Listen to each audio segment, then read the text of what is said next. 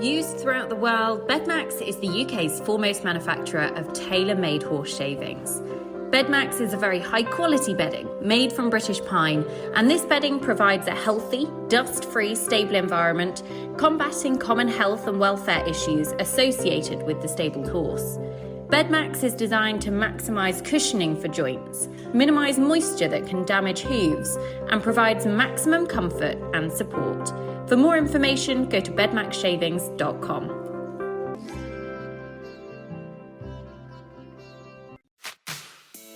We're getting an Olympic Games. Tokyo. And the countdown is on. Quarantine in Tokyo. Big moment this. I'm excited. To win gold. The Olympic Games, how exciting. 2 rounds of show jumping. Tokyo. Top class eventing. The team of 3. Big day. I can't wait. I'm looking forward to it. Tokyo specials. It is spectacular. Tokyo. Tokyo. It's time to buckle up for the Tokyo Owners Special. He has an absolute passion for pink lady apples. Quite specific on his apple choice. And then the first time we ever took him cross-country schooling, it was a open mouth moment. I just thought, wow, the rhythm, the whole way his brain, worked. He was just incredible. Oh, welcome to the show. Listeners, we are so pleased to have you with us. And this show has been a little while in the pipeline. It is all about the owners because, of course, they are a vital, vital cog in the wheel. We couldn't do it without them. They don't often get the credit that they deserve, and they come from all manner of backgrounds and have all manner of involvement in the sport. So we wanted to dig a little bit further beneath the surface and find out just what owning a top-level event horse and one that is going to the Olympics is like, and how they're feeling at what is a very, very exciting but also a very nerve-wracking time, and particularly because, of course, Tokyo is such a different Olympic Games. Crowds are not permitted. So some of our owners would dearly love to be there and aren't able to make the trip to Tokyo. Some are moving heaven and earth to be able to get on the plane and go and support their horses. So we're going to take you on a real behind-the-scenes look at some of these incredible people from all over the world. So I will introduce you to them all, and then we will get into the main show. So first of all, Paula Evans, who owns Vasily de Lassos, Karen Bartlett, who is part of the ownership team of London 52, alongside rider Laura Collett, and also Keith Scott as well. Christine Turner, who Sexy Legs, Boyd Martin's Sexy Legs, Sexy Leg as he is actually known. Ali McEwen, part of the group that owned Toledo De Kerser, and finally Kent Gardner, who is a huge supporter of Jessie Campbell, and he rides Diacello at the Olympic Games. So we have got owners from all over the world, from Australia, from Great Britain, from the United States of America, and from New Zealand, and we will be getting their thoughts ahead of Tokyo. So without further ado, let's jump into the show and hear what they have to say.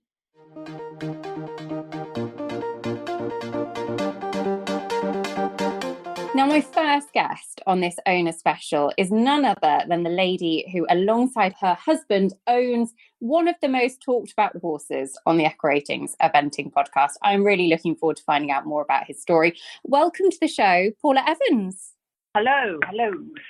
Paula, you are the proud owner, alongside David, of Vasily de Lassos, one of the big favourites as part of the Australian team with Andrew Hoyt in the plate. And listeners, I'm sure you have heard us debate and talk about Vasily de Lassos a lot over the last few years. So we're looking forward to finding out a bit more about him as a horse.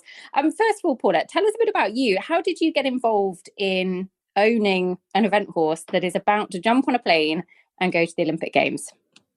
Well, that starts in a very unusual place, and I'm sure some listeners have probably heard this story, but I signed up in 2017. Let's start there. 2017, I signed up to an offshoot of the Hannah Wilbury Wombat Pony charity. The offshoot was called the Wobbleberry Challenge. Now, if nobody's heard the Wobbleberry Challenge, it's where 4 lovely ladies, one especially, Sally Barr, set up this weird and wonderful thought that she'd had to challenge not so brave, ever so wimpy riders to ride a BE80. Now, I ride, but I've never evented. I don't really jump. Done a bit of dressage, happy hacking, happy out hunting. So I thought, I'm hitting 50. I am due to do some stupid things because that's what you do when you hit 50. So I signed myself up with my daughter's schoolmaster to do this challenge. Part of the challenge was, let's go back a little bit there. There's Andrew Hoy offered to provide some clinics for the Wobbleberry Challenge, and later he became patron of that side of the charity. So I managed to wiggle my way into one of these clinics in the March of 2017, and we headed off. My friend and I headed off. She was my photographer come co-driver up to Andrews with my daughter's Steve, who was 16 at the time, maybe 17, I don't know, proper schoolmaster, been there, done it, worn the T-shirt. I thought I'm going to be safe as houses on him. Went up to Andrews. We had a lovely morning of flat work just so he could assess our riding. Fabulous lunch laid on by Andrew and Steffi. We chatted about Andrew and his achievements. We saw some fabulous photos of all his horses. We met his horses. In the afternoon was the jumping phase. Now, bearing in mind my schoolmaster, who's been indoors and outdoors and round countries and let the occasion get the better of him. And before I'd even jumped one fence, he decided to throw in a massive buck, had me on the floor between the horse and the arena wall, landed on my collarbone, and it snapped in about 6 places. So my introduction to Andrew was me heading off to A&E with a broken collarbone. Oh. Needless to say, Andrew and Steffi were mortified and almost took ownership of the accident. I managed to get home. Luckily, like I say, my friend could drive the lorry, so I got myself home, even though Andrew had offered to take me to hospital up there and drive me home later. And the long story short is, I got home, everything was tucked away, and I kept getting phone calls from Steffi, making sure I was all right. I had flowers delivered, follow-up phone calls, they were worried about me. And I just said to David, I said, if we're going to have a decent horse or an elite horse, these are the type of people you want to have it with. They're caring, they're supportive and whatever. And we had thought about having a horse at some point, but never thought it would ever happen, because how do you actually meet these people? They're like little gods, aren't they? They're all on pedestals. So through the Wobbleberry Challenge, I was able to go back through and contact Andy to see if he was looking for another horse at the time. I wasn't sure because of where he was in his career, whether he was going to continue or even thought about, moving on to more horses. So the long story short is that we managed to get hold of Andrew. We arranged dinner at theirs, or they arranged for us to go up there and have dinner with them on a Sunday, and we chatted about horses. Needless to say, they had Vasily in sight because Andrew had already been over to France to try him, and for various reasons hadn't snapped him up straight away. And that's where it all started, me breaking my collarbone. Amazing. The Wobbleberry story is brilliant. Did you ever go on to complete it, or did you think, do you know what? Yes. And exactly, that's another part of the story, is I broke my collarbone. That was fixed. I had to have it pinned and plated and God knows what else, because it wasn't a normal break. So a couple of surgeries later, I had that fixed. I ended up with a frozen shoulder and all kinds of complications. But I fixed.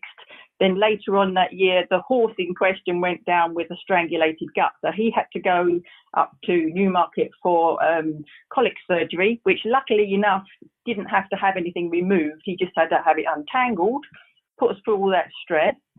And, later on that year, in the October, both the horse and I managed to complete the 80 challenge at Little Downham Horse Trials.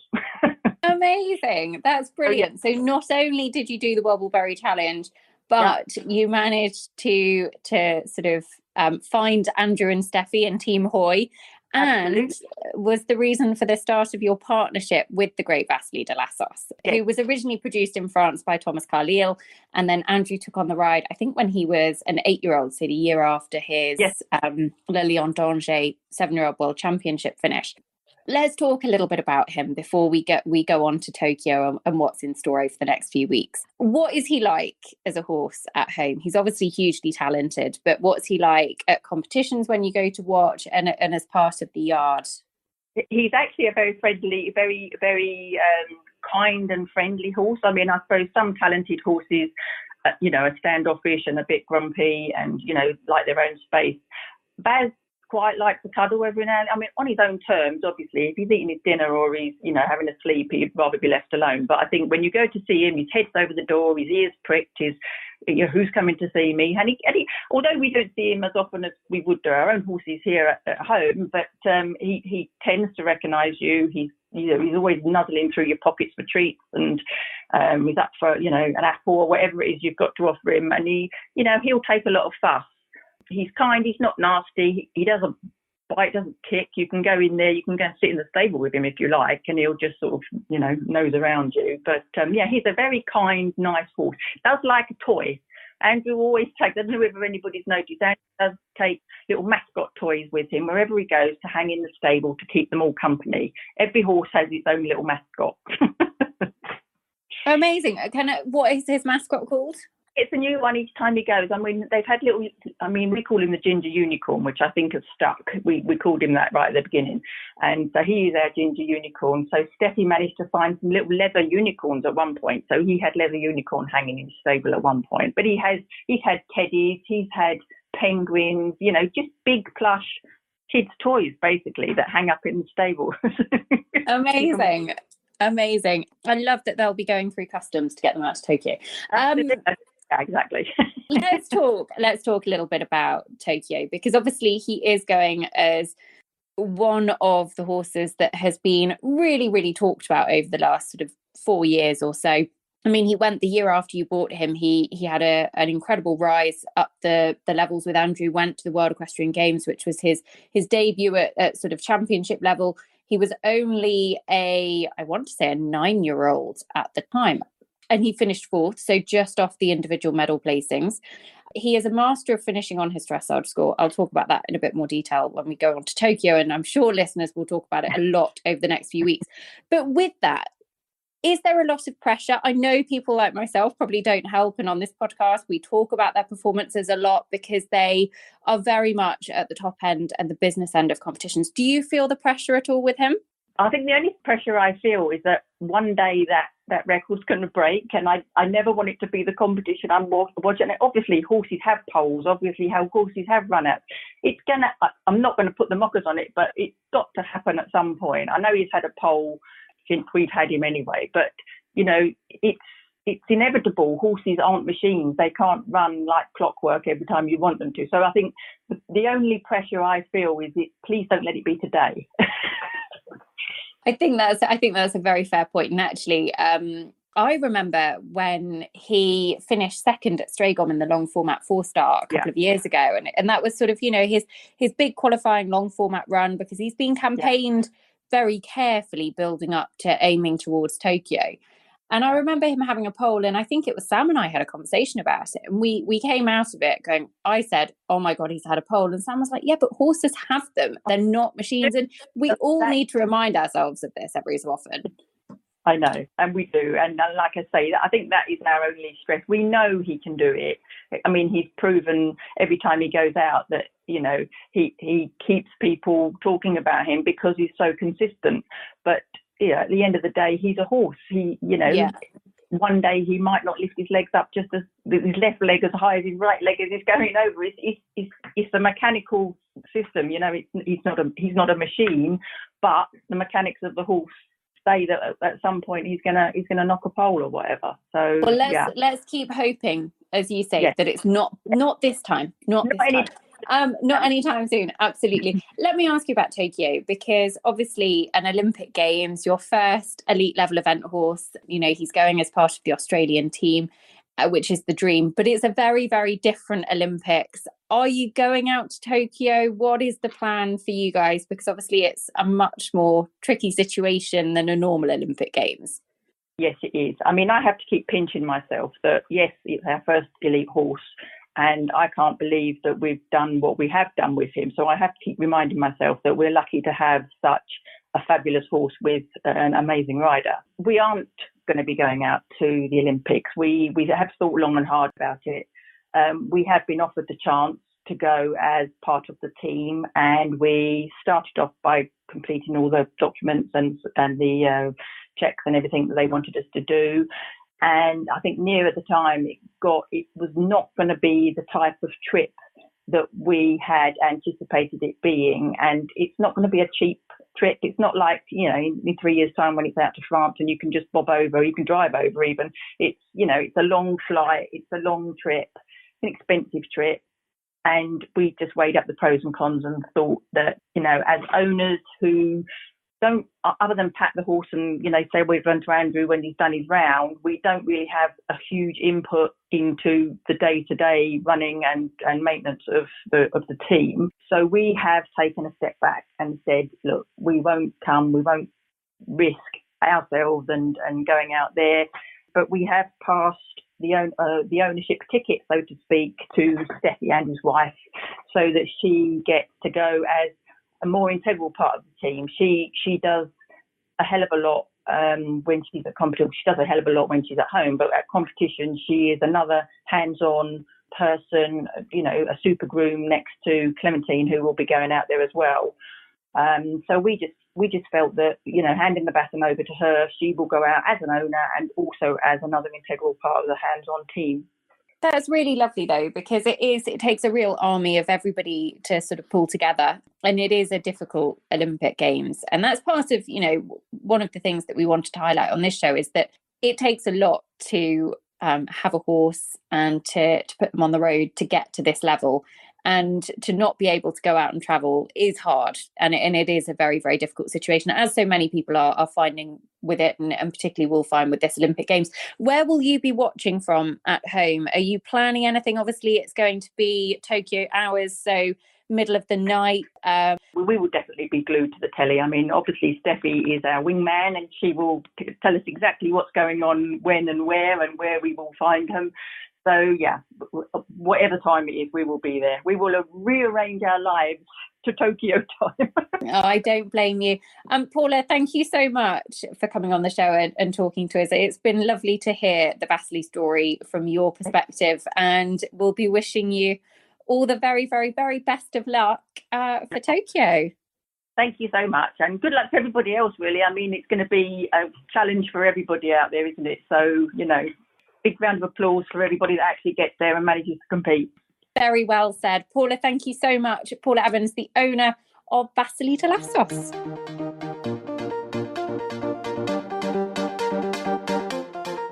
Now, my next guest on the show is one of the owners of one of the top British favourites, London 52, ridden by Laura Collett, part owned by Laura Collett, but also alongside Karen Bartlett and Keith Scott. Karen, thank you very much for coming on the show to talk to us. Very happy to talk about Dan anytime. Anytime you like. I know, a lady after my own heart. You're on the right podcast, let me tell you. Just talk me through the ownership setup of Dan before we get started of London 52.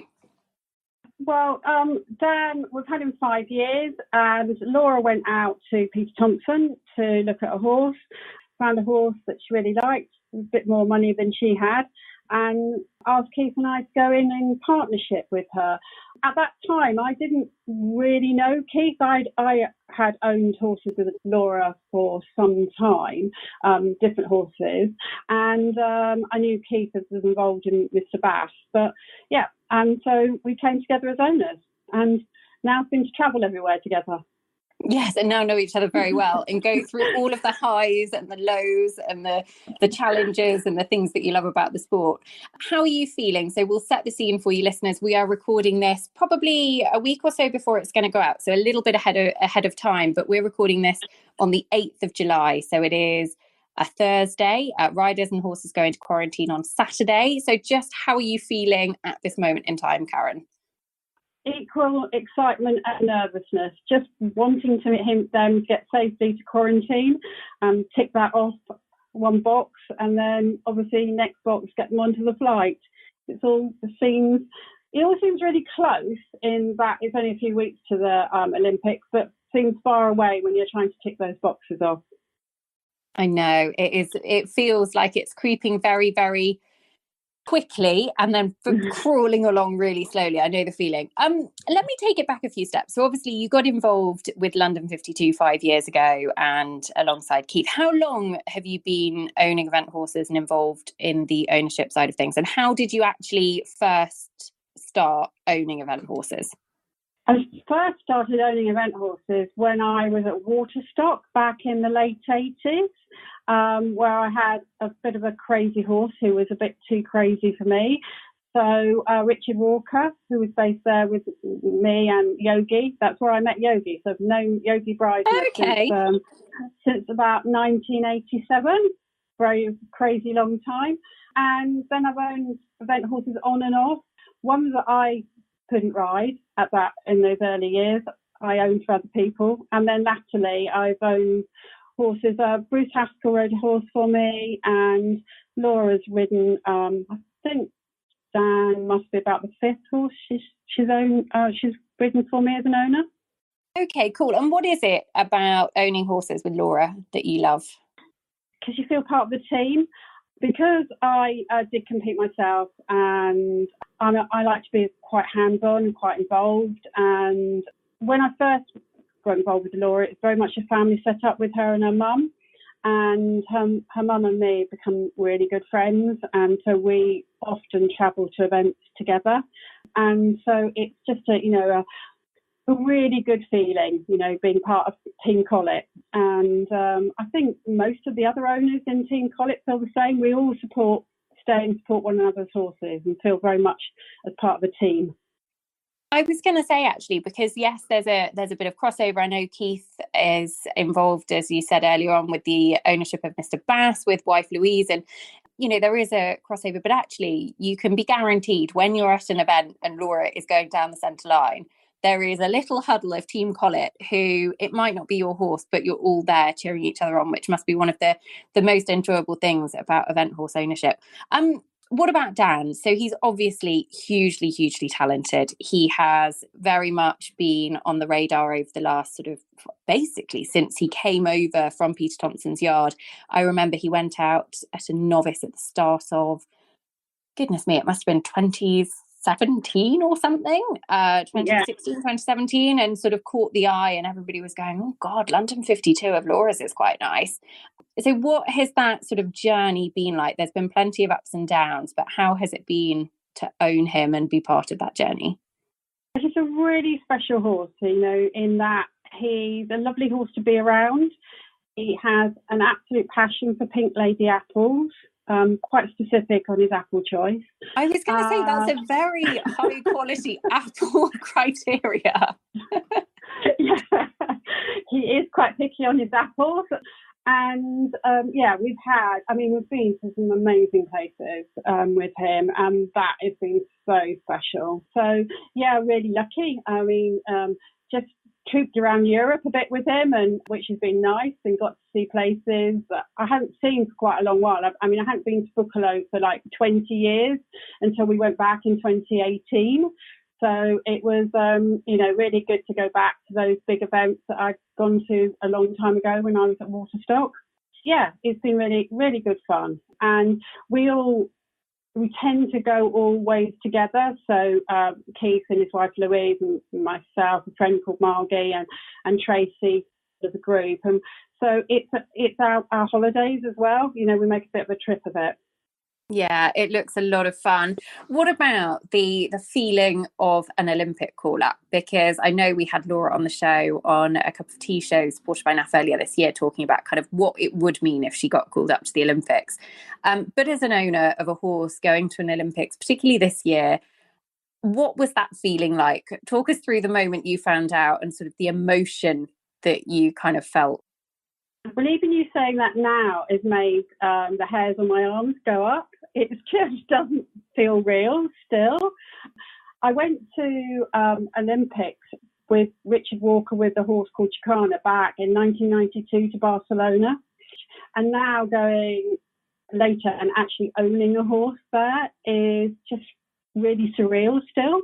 So it's, just very, very exciting. And I just need us all to be on the plane to feel that it's real.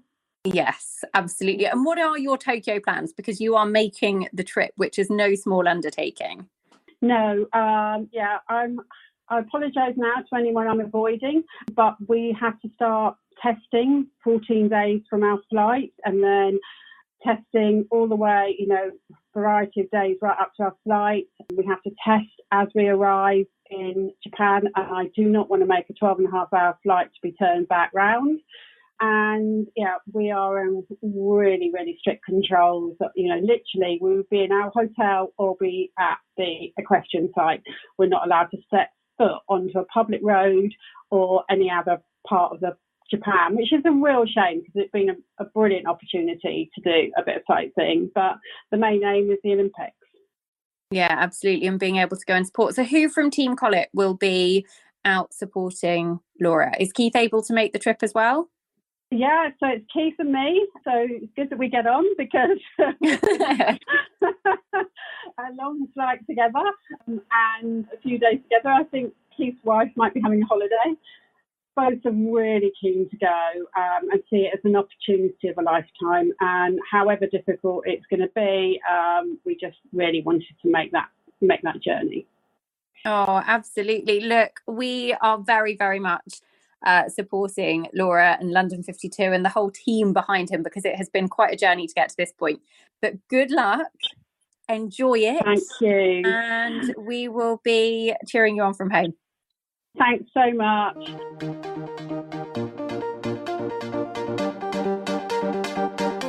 Now, my next guest is a lady who is behind one of the US leading chances in Tokyo. She owns Sexy Legs, as we like to call him on the podcast, who will be going with Boyd Martin. Welcome to the show, Christine Turner. Thank you, and thanks for having me on. Oh, it is an absolute pleasure, because Boyd and Sexy Thomas, as he's known at home, are a firm topic of discussion across the podcast, have been for some time.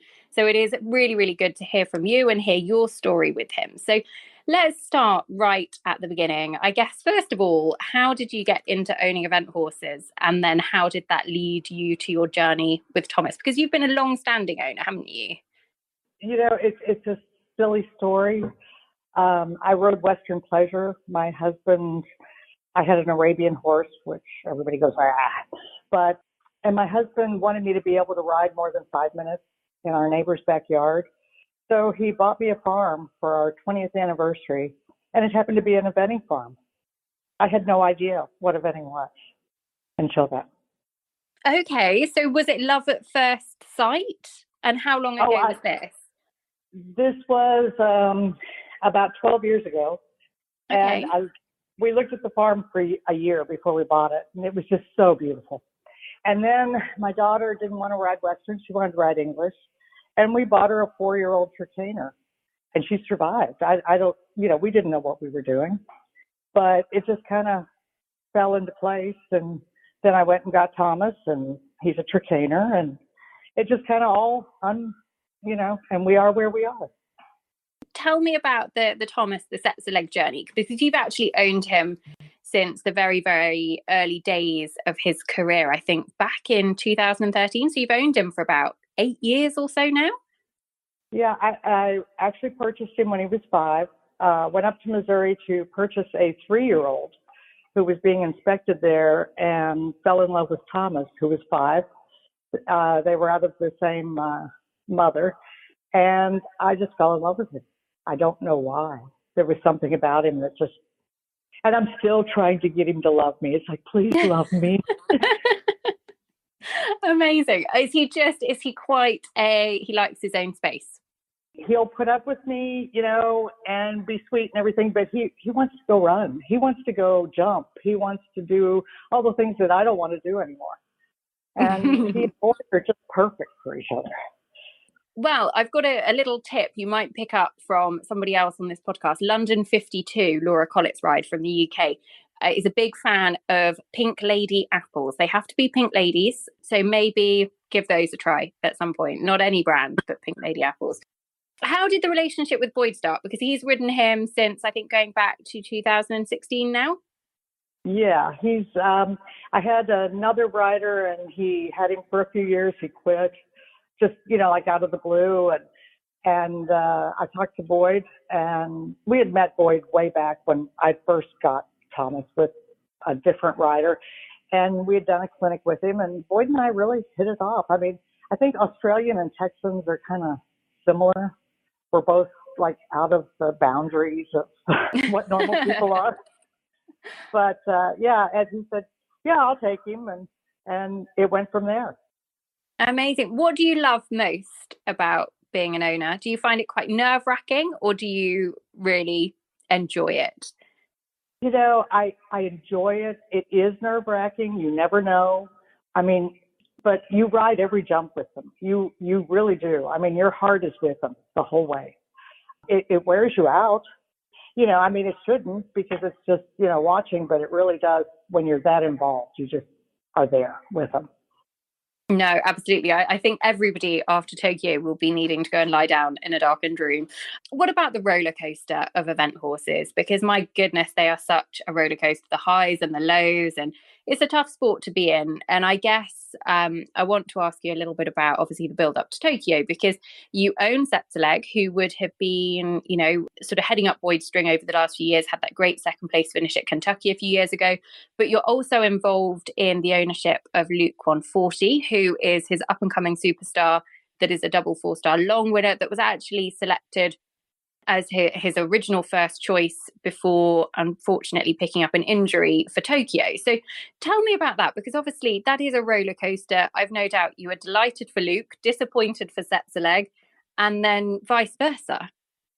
Yeah, you know, and really Thomas, you know, has been Boyd's biggie coming up, and he's got so many good owners that have backed him for years. And I went in on his horse that went to Rio. I was a part owner on that one. And I've kind of been in the sidelines, but yeah, I try to invest in even his syndicate horses so that, you know, I'm in on all of them. Because I believe in Boyd. Boyd is amazing. And he's so much fun to be with. And he does such a good job with all of his owners. They've been great with me. I mean, here I am, the Texas lady, going to the, you know, the East Coast with all the Philadelphia and New York and Virginia owners, and they've been very, very nice. But it was hard to see Luke.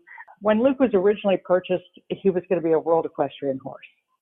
And then to see him, you know, and I understand Thomas had a big fall, and they didn't know how Thomas was going to react, if he would even want to run cross country. But in my heart, I figured he would. I knew he would.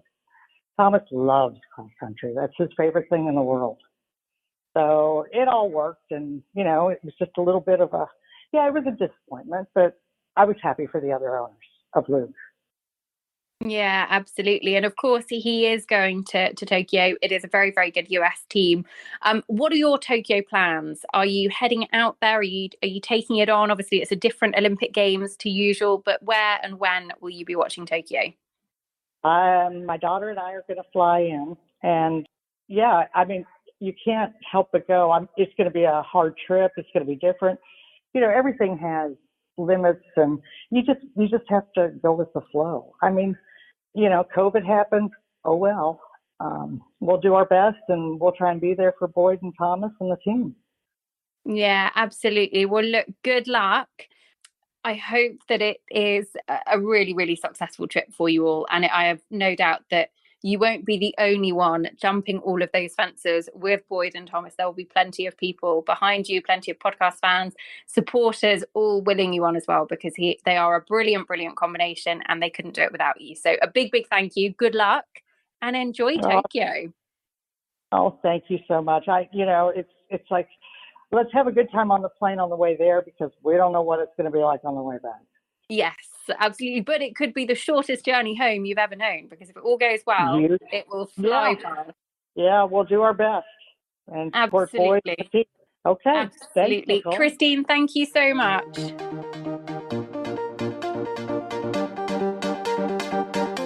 Now, our next owner is a man who is heavily involved in Team Campbell. So Jesse Campbell rides Diacello at the Olympic Games, and Kent Gardner owns the horse alongside Jesse himself. Kent, welcome to the show all the way from New Zealand.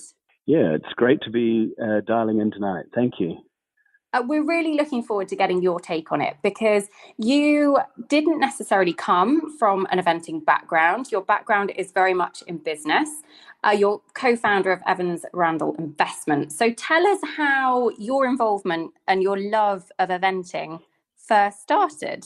Yeah, I was actually, I think in the mid 2000s, I first went to badminton, and I went there actually as part of an investment that I had in the .2 air jacket. I'd heard about the idea. I didn't know much about horses, but I could see that it had the potential to save lives and drive really different outcomes, and that's actually how I got involved. Oh, cool. So how had you had any sort of experience of horses prior to that, or was that your first sort of eye-opening experience? No, that was totally my first eye-opening, and a pretty exciting one as well. I was going to say, was it love at first sort of sight? Did you immediately think, goodness, this sport is something I want to be involved in? It probably wasn't like that. It grew over time. And it was some years later, I think probably 2014, that I was there, I think maybe as a guest of the New Zealand team. They had some hospitality, and that was the day that I met Jesse Campbell, a young 25-year-old, wasn't riding that year. And he kindly took me and my family, I've got 3 boys, they were quite young at that time, around the jumps and showed us. And that's when the excitement really took hold. These terrifying jumps, I hadn't really seen anything like it before. And the power of these horses, the dedication of these riders as they threw everything at the unknown almost.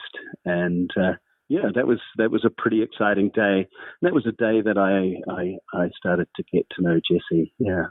It's really refreshing to see somebody come into the sport who hasn't necessarily had a background in eventing, and it's very much been that you've stepped into it and you think this is something that we could be involved in, and it's grown from there. I think you've had 6 horses with Jesse over the years. You obviously met him at badminton. How did that relationship lead you to the point of Diacello? Because you have quite a unique way of looking at things and a really, really good setup together that works well. Yeah, Jesse actually came to see me subsequent to our first meeting a number of times in my office in central London, and just explained to me about how the sport worked, how you have owners and the different aspects of it, and the expense involved. And I suppose my heart was really in supporting Jesse as he shared with me his Olympic dream, just as a young man in his mid-20s. And at the same time, I know the value of inspiration and support and vision, and also the fact that I'm a passionate New Zealander, a passionate supporter of New Zealand causes. There was probably that combination, that vision, that goal that Jesse had, and wanting to support him, and maybe somehow we could get to the Olympics. I was going to say, so at this point, this was 2014, you came back over to badminton. So how long ago are we sort of looking at the start of your journey with actually having horses with Jesse? Yeah, I think it was 2015. I was looking back at my notes when he came to my office, and I started slowly learning, and it must have been quite frustrating for him, as I recall asking many times, and when I'd catch up with him again, the same questions. And I realized the aspect that was really quite difficult for someone to focus on a goal. They couldn't just focus on their riding. They had to focus on getting this money together, getting horses together, getting owners to own horses. And, it seemed to me like there was a whole lot of activity in the background that had to continually occur and had to be very successful before a rider could actually be successful on the horse and competing. And I come from a business and philanthropy background, and I wondered how we could actually change that to get rid of that aspect.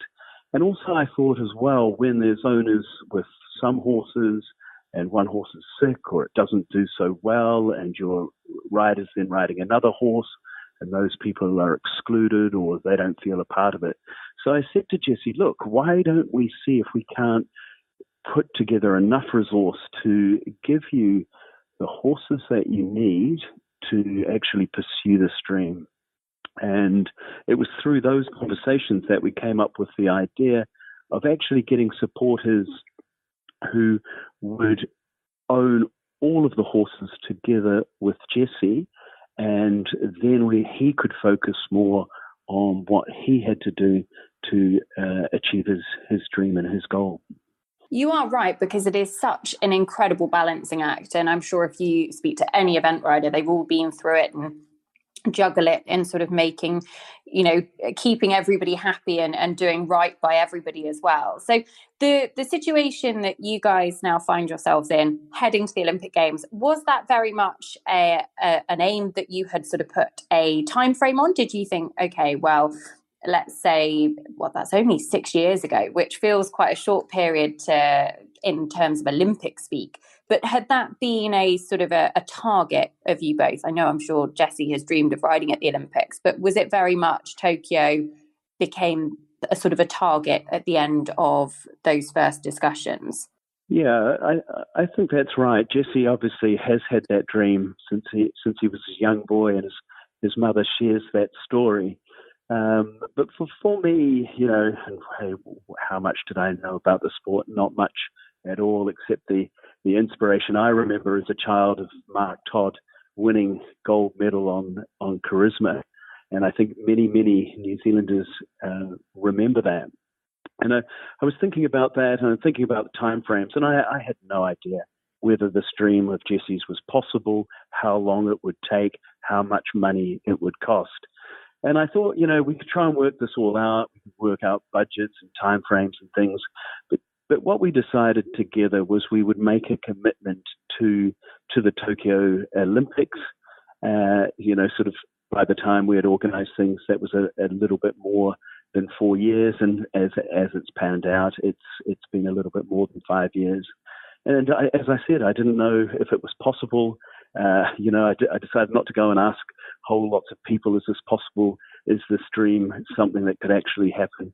But just to work with Jessie, just to believe in him, just to share his vision, come literally on the ride, and with some really good luck, with some good planning, with all those little bits of maybe magic dust that you get along the way, we're in the exciting position of just about Diacello just about being ready to leave for Tokyo.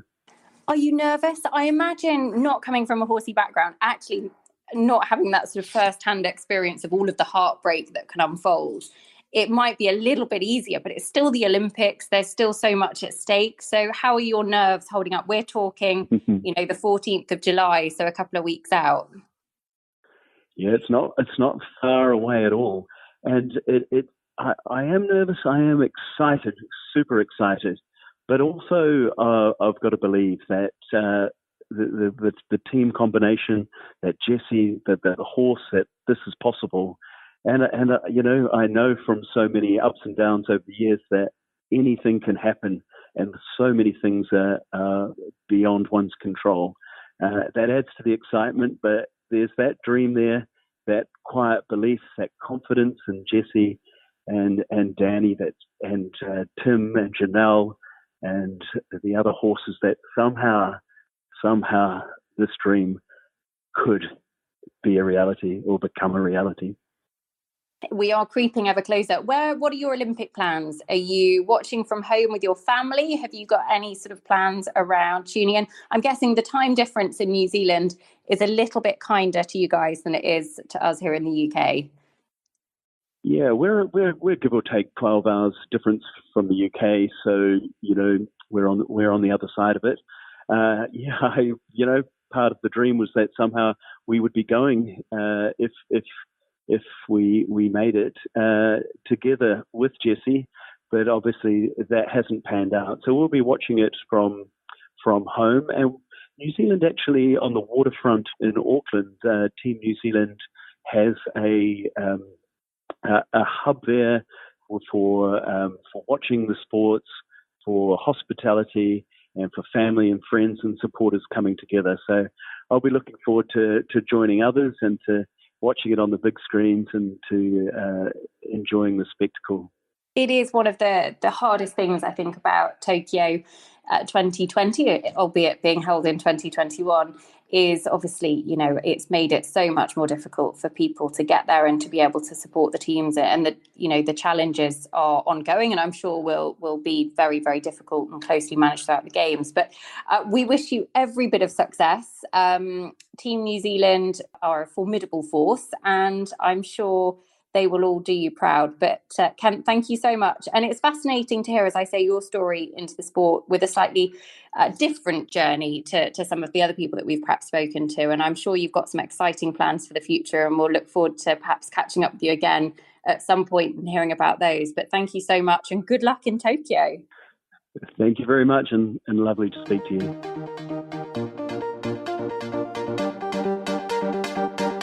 Now, our next guest is one of the owners of one of the leading British fancies, another of the leading British fancies, I should say, because we've already had Karen Bartlett on this show, but it is Ali McEwen, who is part owner of the great Toledo De Kerser, and son Tom takes up the reins ahead of Tokyo, for Tokyo, I should say. Ali, first of all, welcome to the show. Thank you. It's good to be here.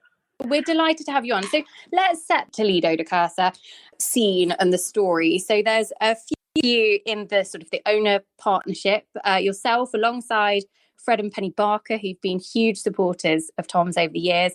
Jane Innes as well, who was there at the very, very beginning of the Toledo journey. So let's start right back at the very beginning, because Tom's produced him from a young horse all the way up to, they've had team gold at the World Equestrian Games in Tryon 2018 and now going on to the Olympics. So how did the Toledo story start?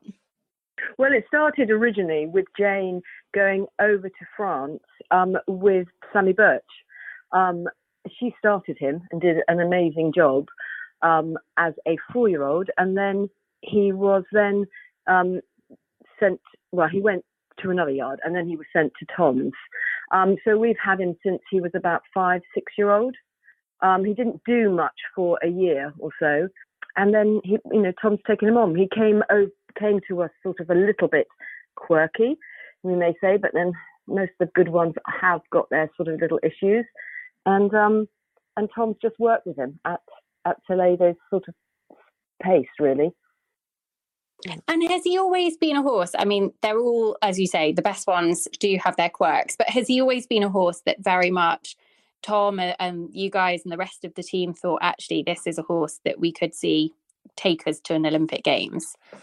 Oh, right from the beginning, actually. When he first arrived in the yard, he was very quirky. And when I watched him jumping in the school, I thought, whoa, you're talented, but slightly whoa. And then the first time we ever took him cross-country schooling, it was a open mouth moment. I just thought, wow, the rhythm, the whole way his brain, worked. He was just incredible.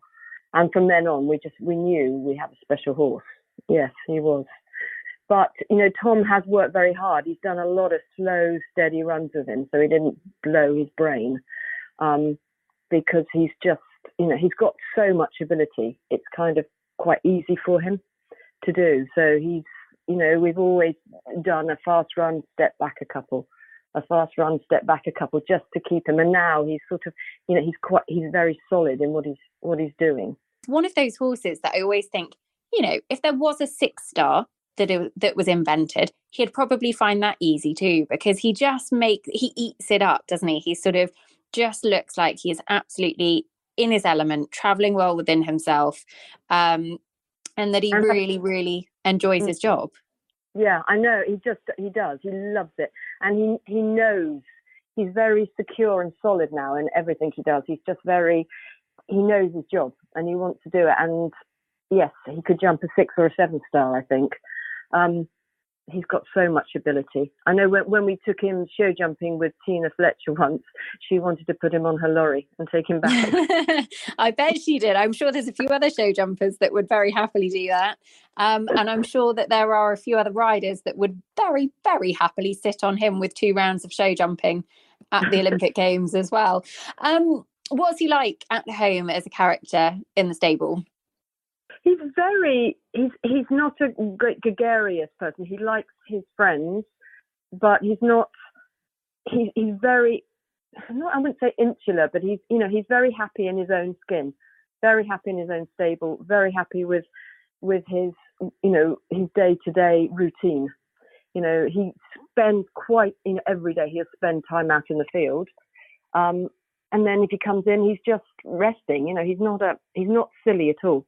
He's not silly to hack out or do any of those things, which is when we first got him, we all found quite unusual because he was very quirky when he first arrived. What did he used to do when he was a 4 or 5-year-old? What was his quirks then? Well, he put some very well-known dressage rider on the floor when she got on him. She sat, and then next thing she was sitting on the floor, which we won't name her. But he was just quirky. He liked who he liked. He didn't like anything new or anything unusual happening in his world. And now I think he knows his routine. He knows his life, and he's very happy within it. And he's grown up and obviously experienced so much more as well. What's the ownership dynamic like? Because, Fred and Penny have been huge supporters of Tom's with a number of horses. Jane has been a massive supporter as well. You've obviously been, I would say, one of the most influential, if not the most influential person in Tom's career, seeing as, you brought him up and made him into the lovely young man and event rider that he is now. So how does that relationship work? It's all great. Fred and Penny came in later. They've only been in sort of the last 3 years, I suppose, after we very, very sadly lost their horse, Strike Smartly. He did Badminton, and then we lost him with a bout of colic. He'd had several bouts of colics, but this one was sort of fatal. And it was just so sad. Tom owned part of Toledo and said, I don't need him. I ride him. And so he gave that part, over to Fred and Penny so they could enjoy a 5-star horse. So it's all worked out brilliantly, and we've all got on. We've all had great times, at the events, going, abroad or in this country. It's the part of the fun, isn't it, of being an owner, being able to go and see other places and, go out for dinner and have fun. How do you find the nerves? Because obviously, do you get nervous when you watch Tom? Do you get extra nervous when you watch Tom and Toledo? How does that work for you? I think it's always been the same. I only get nervous when we're in with a chance of winning. With the babies, it's lovely because whatever they do is just fun, and you think there's room to improve, there's room. But when they get to that level, it's kind of winning or not, isn't it? And so it is much more. Yes, you do. I do get much more nervous, especially even the show jumping. Now I still do, even with him, as how good a horse he is. And the cross country, I used to be fine. And then we were at Burley once, not with him, but with another horse. And somebody said, "Gosh, how do you manage to watch it? I don't know how they put it, but they sort of said it's so in everybody's, if a mistake happens." And I thought, oh my Lord. And from then on, I've been quite nervous. And where will you be watching Tokyo from? Because obviously it's a very, very different games. So are you all getting together? Are you watching separately? How's it going to work? It's in the middle of the night, which doesn't help for people in the UK. We are all, actually it's up for discussion at the moment. We're really not sure because it depends when he's going and what time it's going to be. We were hoping we could do something with all the other owners, which is what they wanted to do. But I really don't know how we do it if it's 2 a.m. Most of us would all be tucked up in bed. So we are planning on getting a big TV and trying to organise something. But there's quite a lot of different elements, to put together to make it work, really. So we're just going to wait and see as it gets closer. Fingers crossed, though, Ali, I'm just saying, you know, the show jumping is on a Monday. It's during the day. There could be a nice big group of or celebration, perhaps, all together on the final day. Yes, maybe. Yeah. So what time is that British time? I don't know. I haven't really... So the cross country is in the middle of the night on Saturday night UK time into Sunday morning. So that's like 11:45 Saturday night. 11:45 Saturday night through to like 3 a.m. Sunday morning. But then they don't show jump until later Tokyo time, which actually works out, I think, 9:30 Monday morning through to like 2 p.m. with the 2 rounds of jumping. So Monday it's daytime, which could prove a little bit more sociable. Yeah, but not too much alcohol at that time of the morning. Oh, well, I tell you what, Ali, if he wins gold, you can do whatever you like, because, you know, it would be well deserved. Look, thank you so much for coming on the show, because we love following them both on the Echo Ratings Eventing podcast, and they are very much going in as one of the leading fancies this weekend. Do you find that adds to the pressure? You know, they are in great form, and I guess that ties in with what you've said of actually you get more nervous when they're in with a chance of winning. Well, I think, you know, it's over to Tom and Toledo, really, isn't it? And they've got an amazing team around them with Dickie and Chris. I mean, it's fantastic. And the other riders, you know, it's a fantastic support system they have. And Tom, he likes the pressure. He's very calm under it. So hopefully, fingers crossed. It's completely different out there because of the heat, and, you know, you never know. And it's not just you, is it? You've got a horse to, you know, and to think about. So there's the two of you. So hopefully, fingers crossed, if everything, if the heavens are in the right direction, you know, it should, you know, for all of them, go brilliantly. You know, they're all capable, the whole team, aren't they, of doing amazing. They are. They're a very, very good team. We will be keeping our fingers crossed. I mean, I am very much cheering on the Brits, and I know so many of our listeners will be as well. And I think, to be honest, one thing that the last, 18 months has particularly taught us is whenever we get the chance to see these brilliant horses run at the top level, we will enjoy them no matter what country, no matter where in the world they are running, because it is a privilege. So we will be enjoying watching them as well. And I hope you guys will get a chance to enjoy it as well. So Ali, thank you very much for coming on the show. Good luck. Well done on breeding an Olympian yourself as well. I'm sure Tom will go out there and do you all proud. He is, as you say, very, very cool under pressure. And we really appreciate you coming on and talking to us. Thank you.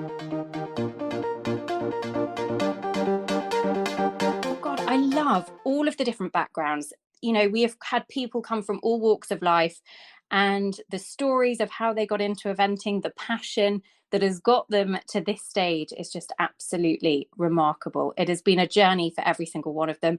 And it has been brilliant to dig a little bit further beneath the surface and find out just how they are into event horse ownership and what they're most looking forward to about Tokyo. I'll be honest, the little fact that London 52 loves his Pink Lady apples is brilliant. He is a classy horse and he likes a classy apple. What can we say? But look, we are wishing them all the very, very best of luck in Tokyo. We hope they enjoy it. We hope they have safe trips to those that are going to Christine, Karen and Keith Scott as well, who will be travelling out there. And for those that are watching at home, we hope that their nails survive and that they all enjoy all of the Tokyo coverage, because it is going to be quite the experience. We cannot do it without the owners, and they do an incredible job. We've only spoken to a few of them on this show, but behind every horse at those Olympic Games is an owner or an ownership team or people in that team that have made it happen. And we're really, really grateful to each and every one of them. And they are a big, big part of this Tokyo experience. So there you have it. We are going to catch up with more owners, I think, throughout the games as well. So we'll bring you how they're feeling and some behind the scenes reaction from them. But for now, listeners, we hope you enjoyed this really special episode of our Tokyo specials. And we'll be back with more. Stay tuned. Hit the subscribe button if you don't already. But thanks to all of our owners, and we'll be back very soon. Thank you for listening to the Echo Ratings Eventing podcast. Have a wonderful day, everybody. And I look forward to having you back with us soon. Don't forget to follow us on Facebook and Instagram for more. Listeners, we'll speak to you again soon. Equilume is the world leader in the research and development of lighting solutions that maximise the horse's health, performance, and overall well-being. The Equilume stable lights and casual light masks are game changers for performance horses by replicating natural sunlight and allowing them to receive the optimum level of biologically effective light, whether they are stabled, out grazing, or travelling to competition. Scientifically developed Equilume lighting products support the horse's body clock, positively influencing mood and behaviour while helping to maintain muscle tone, strengthen immunity, and ensure a sleek and shiny coat. Go to equilume.com for more information. Fancy picking your own Olympic team? Well, now is your chance as eventing manager heads to Tokyo. Compete against your friends and for your country as you tackle the fantasy football-styled eventing manager game. Your $10 million budget sounds big, but you'll need to spend it wisely. Or if you prefer, then you can let the computer do it for you. Join in and play against eventing fans all over the world in the Fan Challenge. The market is now open, so download the app for free in the App Store or on Google Play to make sure that you can get involved. Can you be crowned Eventing Manager Champion of Tokyo? You'll have to play along to find out. Performacare Balancer is a nutrient-rich balancer specifically formulated for the performance horse. The market-leading non-heating formulation is a very versatile feed, providing a low-calorie concentrated source of quality protein, vitamins and minerals, and antioxidants. Performacare Balancer contains the unique Red Mills Nutrition Care Package to provide the horse with optimum nutritional support, including a natural acid buffer and prebiotics MOS and FOS to support digestive health. Performacare Balancer is suitable as a sole feed for horses on a forage-only diet, for topping up a low-concentrate diet to meet micronutrient requirements, or to aid muscle and top-line development. Check out redmills.ie for more information, talk to your local Red Mills stockist, or buy online at the Red Mills store.